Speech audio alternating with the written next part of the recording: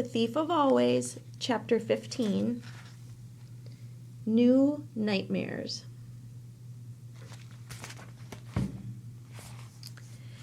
It was a more difficult tale to tell than he expected it to be. Though some of the details were clear in his head, Rictus's first appearance, the sinking of the Ark, his and Wendell's escape, there was much else he could not properly remember.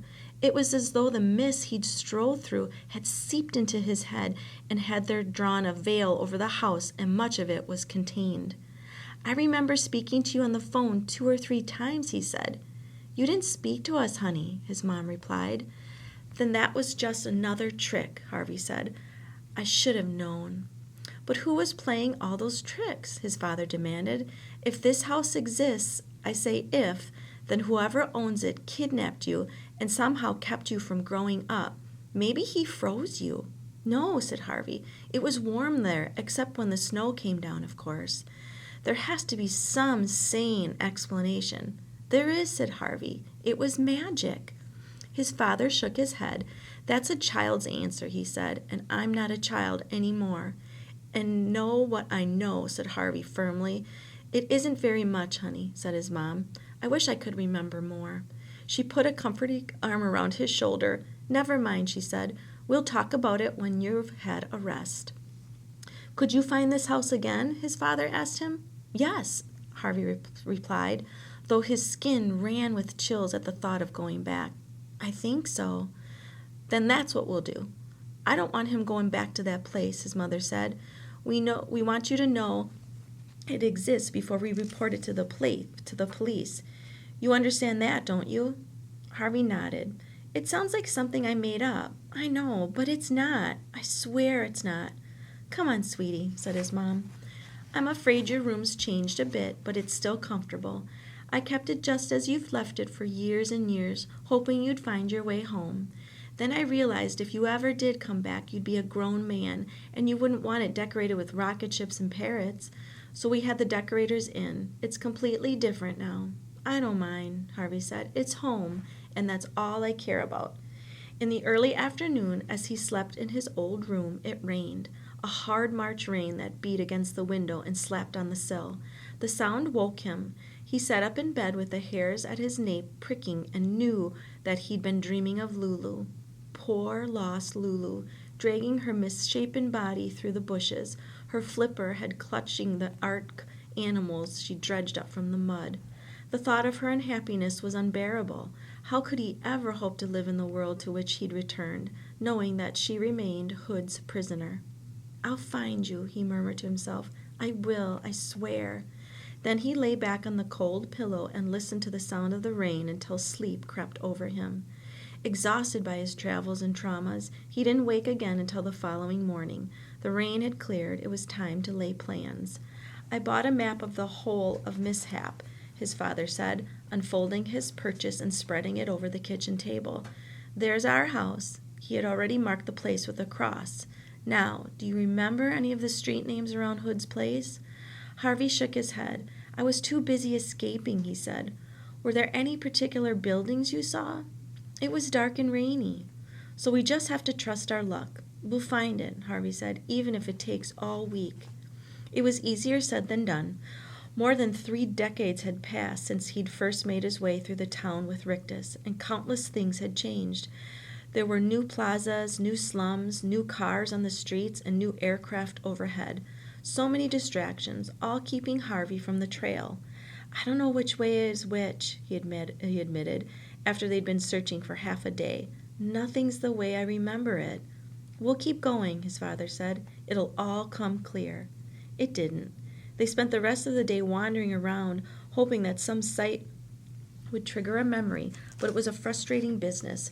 Every now and then, in some street or street, Harvey would say, "Maybe this is it," or they'd head off in one direction or another, only to find that the trail grew cold a few blocks on. That evening, his father quizzed him again. "If you could only remember what the house looked like," he said, "I could describe it to people. It was big, I remember that, and old. I'm sure it was very old. Could you draw it?" "I could try." He did just that, and though he wasn't much of an artist, his hands seemed to remember more than his brain had, because after a half hour he had drawn the house in considerable detail. His father was pleased. "We'll take this with us tomorrow," he said. "Maybe someone will recognize it." But the second day was just as frustrating as the first. Nobody knew the house that Harvey had drawn, nor anything remotely like it. By the end of the afternoon, Harvey's father was getting short-tempered. "It's useless," he said. "I must have asked 500 people, and not one of them, not one, even vaguely recognized the place." "It's not surprising," said Harvey. "I don't think anyone who saw the house, besides me and Wendell, ever escaped before." "We should just repeat all this to the police," his mother said, "and let them deal with it." "And what do we tell them?" his father said, raising his voice. "That we think there's a house out there that hides in a mist and steals children with magic? It's ridiculous." Calm down, Harvey's mother said. "We'll talk about this after we've eaten."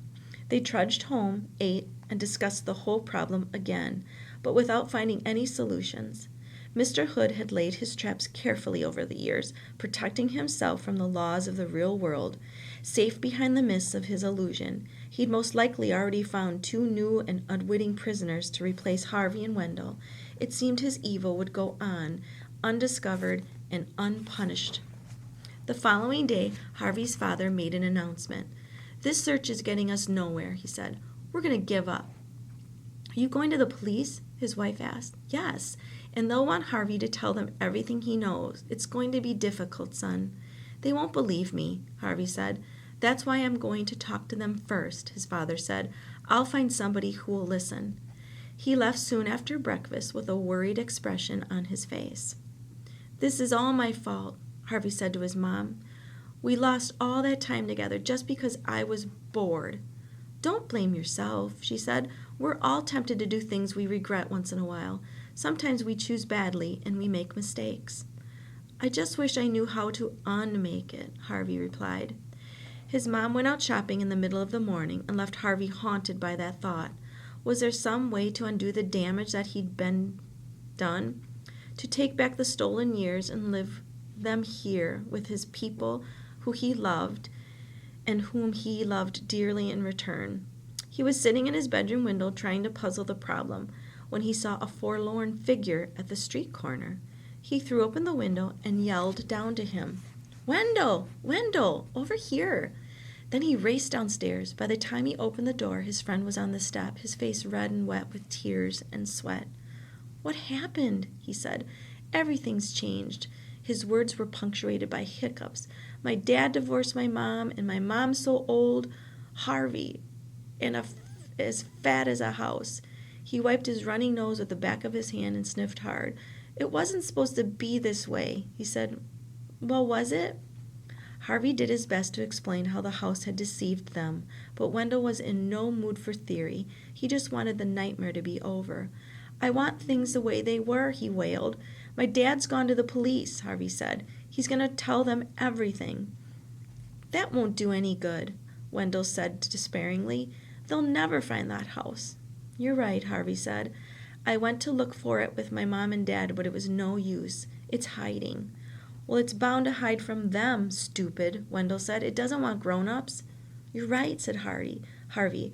"It wants children, and I bet it wants you and me more than ever." "How'd you reckon that?" "It almost had us. It almost ate us alive. So you think it's got a taste for us?" "I'm sure of it." Wendell stared at his feet for a moment. "You think we should go back, don't you?" "I don't think any of those grown-ups, my dad, your mom, the police, are ever going to find the house. If we want all those years back, we have to get them for ourselves." "I don't much like the idea," Wendell confessed. "Neither do I," he said, thinking as he spoke that he'd have to leave a note for his mom and dad so that they wouldn't think his return had been a dream. "We have to go," he said. "We don't have any choice." "So when do we start?" "Now," said Harvey grimly. "We've lost too much time already."